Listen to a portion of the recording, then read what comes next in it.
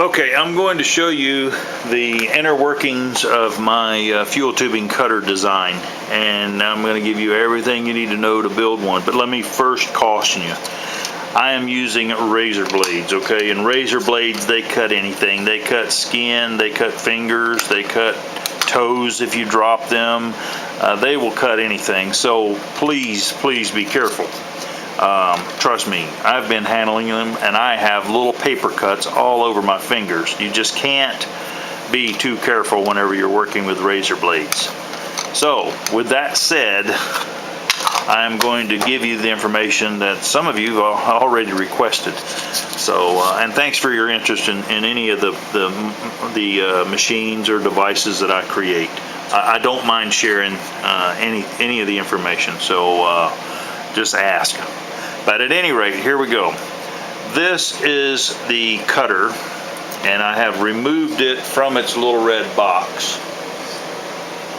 And I've done that so that I can really be real clear on how this works. That way I only have to make one video, and it will be an awesome video because it's going to show you how simple this thing really is.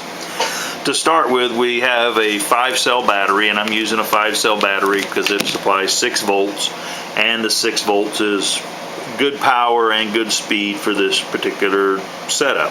So we have 2 servos. This one just rotates. All it does is rotate. It turns 360 degrees, and by the way, I did modify both servos so that all they do is turn 360 degrees. They just continue. They're more like motors now than they are servos. Okay, to start with, we send power to this servo here all the time. So it is constantly moving. No matter what's going on, this servo is moving. That is turning the cutter. It is also turning the cam, which is this little thing in the front. Now, I have one here that doesn't have a blade on it. This was actually the first one that I cut. And as it turns out, I needed to cut another one because I wasn't sure how long it needed to be. The first 2 I cut one a little bit longer than the other, just figuring, okay, maybe I will get lucky. Well, I did actually. One of them worked fine. And the other one I had to cut again because I needed to make it bigger. So the small one was too small for what I needed. This actually yields about a piece of fuel tubing about 5/8 of an inch long, which is fine if you need 5/8 of an inch long tubing. But in my case, I needed 3/4 and about 1 3/8 inch, 1.5 inches, something like that. So at any rate, it was just a guess on what I needed. So the cam, which is basically this part here from here to here. Notice that this upper part here is not coming in contact with this little micro switch down here. Well, that little micro switch and this cam are what controls the length of the fuel tubing. And I'm going to show you how that works. First, we have the fuel tubing coming in from the back, and it goes through these little rollers. These little rollers are nothing fancy. They are only a servo arm or servo wheel that has been glued to another servo wheel, and it has had a Dremel ran in the center of it here on either side to rough it up slightly so that it more grips the fuel tubing. That's all that is.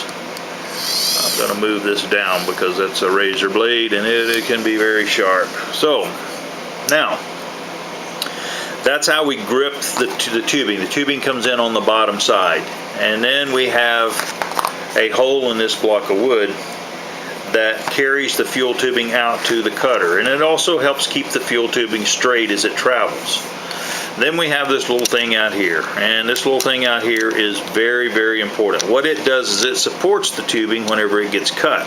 If you don't support the tubing, then the tubing will have a tendency to lay down, and whenever it gets cut, the cut becomes an angle rather than straight across. Not that it's perfectly straight across even with this setup, but it is much better. So you have to have this part, and you could use a block of wood and just cut a slit in it, but the problem is you need to notch out on this side so that the fuel tubing is not having to go through a hole And actually on the inside here, I've actually beveled that. It just makes the travel of the fuel tubing a lot easier. Now, let's go back to the cam, and I'm going to back this cam up a little bit. And again, knowing that I have a razor blade there, I'm being very, very careful. If you look at the micro switch, you can hear it come on and off with a little tick there. It's off, it's on, it's off, it's on. Whenever it's on, I'm actually sending power up to the feeder motor, or to the servo that actually feeding the fuel tubing. As long as that servo is running, tubing is coming out here. So that's why it's important to get the length of this cam right, because whenever this comes around and cuts, as soon as it passes through, see now I've passed through the fuel tubing, so it's cut now. And if I move a little more, there, you just heard it come on. Well, look at where the blade is. The blade is already past the tubing, so now whenever this comes on, the fuel tubing starts moving, and the tubing is moving out. It's coming out of the hole. And as long as this switch stays down, the tubing is going to continue to come out. So if we move this around, just to fast forward a little bit, whenever it cuts off, right there, now the fuel tubing would stop. Notice where the blade is. The blade is over here, and the blade is, remember, continuing to travel, because this servo is running all of the time. Well, as it's traveling, this servo that was feeding the fuel tubing now has started to wind down and come to a stop. The idea is for it to be stopped by the time the blade gets over here in this position, ready to cut again. So it's stopped, the blade goes through and cuts, and again it's going to turn the switch on as soon as it passes through. Right there, now the fuel tubing is being fed out again. So with this happening this way, you can control how long the fuel tubing is by the length of this cam. So that's why I have two different cams. I use a piece of fuel tubing that's 3/4 of an inch in length, and I use a piece of fuel tubing that is about 1 3/8 inches in length. And these two cams are for those pieces. Now what I'm going to do is put this all back together, and let's see if I can do that pretty quickly. I'm just going to rest it in the box. So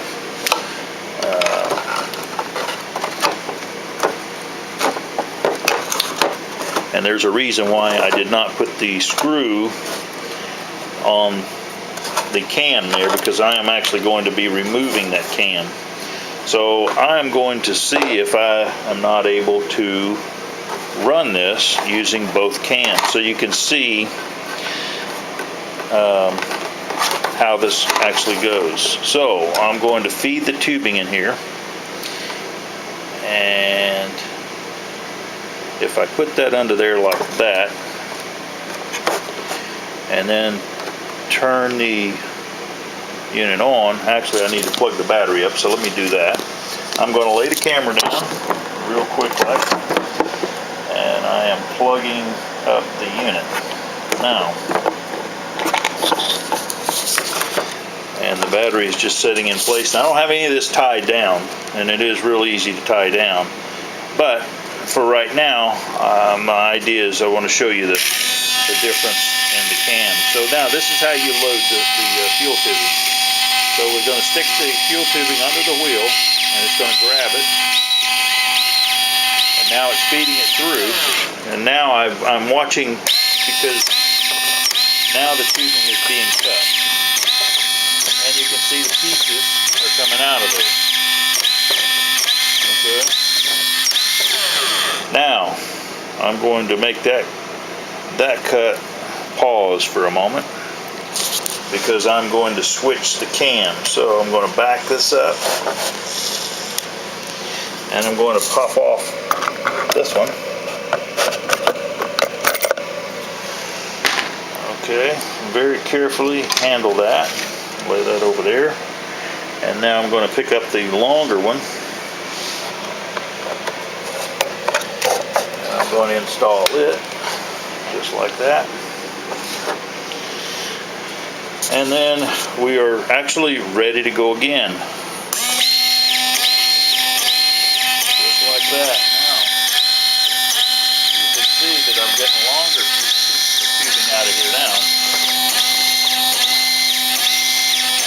So we will cut it down and take a look.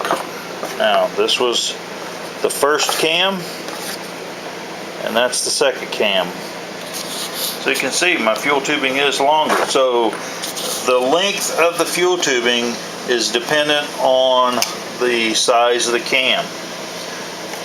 So hopefully this is enough information that if you want to do something mechanical, it will give you some insight on how to go about doing it. Hope you've enjoyed the video, and thanks for watching.